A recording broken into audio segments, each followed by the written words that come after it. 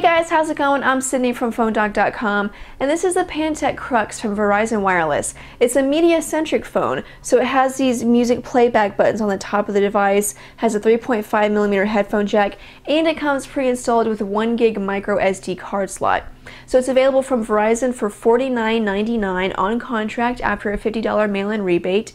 And I think it's great as a media phone. If you're looking for a messaging phone, I wouldn't really recommend it. One, because it doesn't have a physical keyboard, and also after testing the virtual keyboard, it wasn't that great. So not a messaging phone, but a great standard feature phone, or a great phone for someone that listens to a lot of music. So it's a Pantech Crux, full review coming up right now. I'm Sydney from PhoneDoc.com. Let's go check it out. Okay, so we'll start with just a basic hardware overview. Like I said in the intro, there is no physical keyboard, but it does have a slider, but that's simply used to lock and unlock the screen. So you can see whenever it's locked, you can see the lock symbol so that you know, and then you slide it up to unlock. You know, kind of interesting, not really necessary, but I guess it's just kind of a fun feature to add to it. It is pretty thin, and it's kind of a small device. It measures about 4.3 inches by 2.3 inches. So a little bit small, but it's thin this way, and then of course it's thin because of its lack of a keyboard. So I think it has a really nice and stylish design. And then here you have the 3.5mm headphone jack, the micro SD card slot, and it actually ships with a 1 gig card, and it supports up to 32 gigs. And then your power button, and the camera key, as well as the speech recognition key, then the volume rocker and micro USB port. Because it has the 3.5mm headphone jack and also has these buttons, these playback buttons for play, pause, and then skip, and then to go back, mostly a music-centric phone, and that's what I would mostly recommend it as. So you do have, and these are actually physical buttons. It does have VCAS Music with Rhapsody. You have support for that, so you can download your songs from there. I actually tried downloading a song so I could test out the music capabilities, you know, test out these functions, but it wouldn't let me for some reason. I didn't have a good connection. But you do have access to the VCAS store, so you can download any songs from there. Let me see if it'll let me download the song, and then we'll play it back. But it is nice that, you know, that you have those buttons. This is a 3-inch QVGA display. It has a resolution of 320 by 240. It's actually a capacitive touchscreen, and in terms of capacitive touchscreens, I'd say it's pretty decent. You know, not quite as good as what you'll see on a smartphone, but it's not as bad as what I've seen on other feature phones that have a capacitive touchscreen. So it's kind of in the middle there. You know, obviously it doesn't support multi-touch or anything like that, but you know, really, since it's not a smartphone, most of what you're going to be doing is just you know, swiping through the menus, or you know, scrolling up and down. So for that, I think it worked really well. So you can see some of the UI. Obviously, you saw there the VCAS Music did not work, but you do have the buttons here for music controls. So it does also have sort of an interesting UI. You have a single button here, and it's not actually a physical button that you press, it's just a capacitive touch button. And it functions as the back button as well as the home button. So whenever we go out to sort of this triangle, three-dimensional triangle, in the unboxing I kept saying that it was a cube, but obviously it's not. So you can slide around to the different panels, and you have one panel for, basically it's the main menu. You select menu to go to the actual menu, but this is, you know, pretty much the menu itself, sort of just a condensed version. And then this page is for social media. So you have MySpace, Twitter, Facebook, SocialBeat, and then you can also rotate it and bring up Gmail, YouTube, Google Talk, and then a news, which is an RSS feeder. These are all, you know, pretty nice features. The really, you know, weird, confusing thing is that all of this just goes to SocialBeat.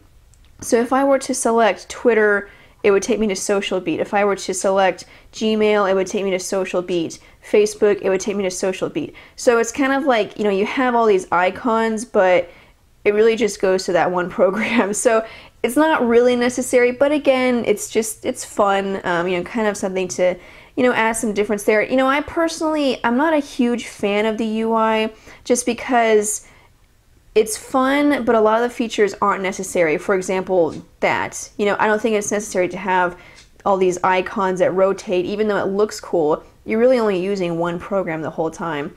Same thing with this page. You can add multimedia to this page. So I have pictures. If you had music, you could add a shortcut to the song on this page. Again, I think that's, you know, fun and cool, but you know, not really necessary. It kind of seems like they were just trying too hard to do something that was fun and cool, and you know, kind of missed the mark a little bit. As you can see, the screen isn't always responsive. Sometimes I have to, you know, do it a couple of times. But it's okay. I mean, for a feature phone, it's okay. Now, because it doesn't have a physical keyboard, you know, you're going to be using the virtual keyboard. So it does have threaded text messaging. If we go back to messages, and so you see it's organized in speech bubbles, and then I'll show you the keyboard text message.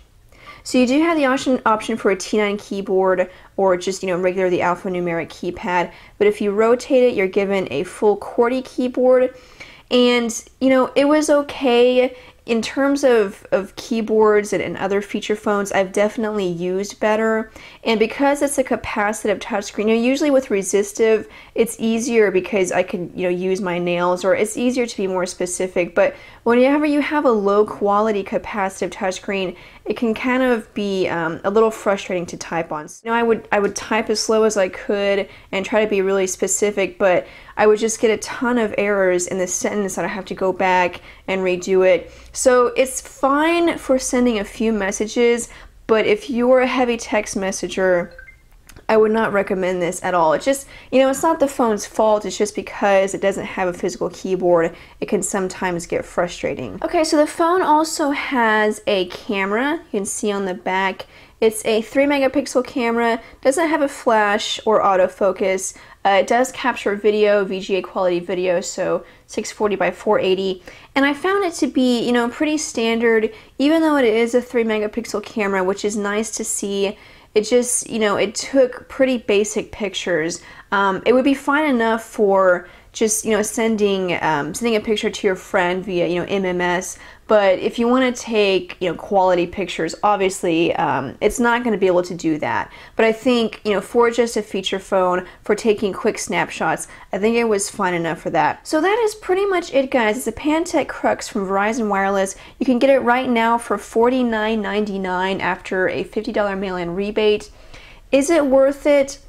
Yes, if you use it or if you buy it for the right reasons, for the, you know, the purpose that it's intended for. As a messaging phone, no. If you're going to be doing a lot of texting, or if you want a messaging phone, I definitely wouldn't recommend the Crux. But if you do, you know, if you listen to a lot of music, or you need a phone for basic functions, but you want one that's kind of interesting and different, not just a, you know, basic feature phone. If you want one that adds a little spice to it, but you're still just going to be doing basic things, that I would also recommend this for that, but not as a messaging phone. But go check it out, guys, at any Verizon Wireless store. And thank you so much, guys, for watching. Check out PhoneDoc.com for more news, updates, and reviews. You can also check out our Facebook page for a chance to win one of 100 iPads or 2 tickets to the 2011 Super Bowl. And if you win, it's all expenses paid. Will pay for the airfare, the hotel, everything. So check out facebook.com/PhoneDoc for information on that. If you'd like to follow me on Twitter, you can. My screen name is It's My Job to Know. You can come and ask any questions, and I'll try my best to answer them. Also on our Facebook page, we do editor chats every Friday at 4 p.m. Eastern Time. It's a live video. You can come and chat with me, and we have a good time. It's fun every Friday at 4 p.m. Eastern. So thank you so much, guys, for watching. I'm Sydney from PhoneDoc.com, and I'll see you guys later.